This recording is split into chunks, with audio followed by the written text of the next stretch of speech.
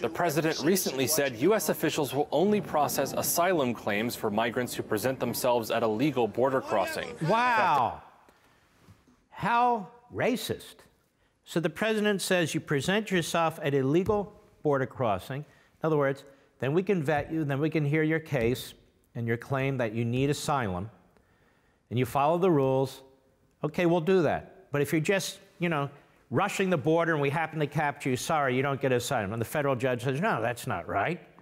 You don't get to change immigration law. Nobody's changing immigration law. And so here we are. Go ahead. Suspending the granting of asylum to migrants who cross the U.S.-Mexico border anywhere else. Civil liberties groups rushed to try and block Trump's November 9th. First of all, they're not civil liberties groups. I'm sick of that phrase, too. They're not for civil liberties. The word civil has nothing to do with this. If you're for civil liberties, then you follow the rules of a civil society. And in a civil society, you go to the ports of entry. You don't rush a 2,000-long border, come into the country illegal and say, hey, I'm here and I claim asylum. All of them are lawyered up. All of them are told what to say so they can get into administrative court. And then the court says, we're backed up. See you in 2 years. And you don't see them in 2 years. Trump is on to this game. Trump is on to this game, and that's exactly what it is. And you have a federal judiciary, you've got a Democrat Party, and you have a news media, this iron triangle, that's all for it. They don't have any problem with this. Go ahead. Proclamation arguing it violated U.S. immigration law.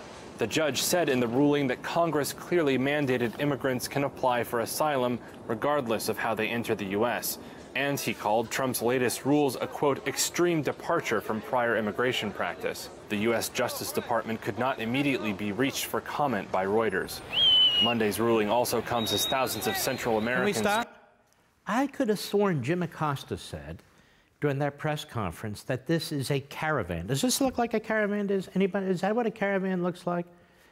Maybe it's a parade. Maybe I just haven't seen parades. No, this is an invasion by water, by land. Somebody's paying for it. Somebody's organizing it. And Jim Acosta said, Mr. President, you keep calling this an invasion. I want to challenge you. It's a caravan, and they're 900 miles away, and they won't be here till December. And you're using this for political purposes. And some people say you're a racist. Sit down and shut up. No, I'm not going to sit down and shut up. But I got other questions asked. And it's my First Amendment right to disrupt your press conference. This is not a caravan. At a minimum, it's a polo club. Don't you think it's a polo club?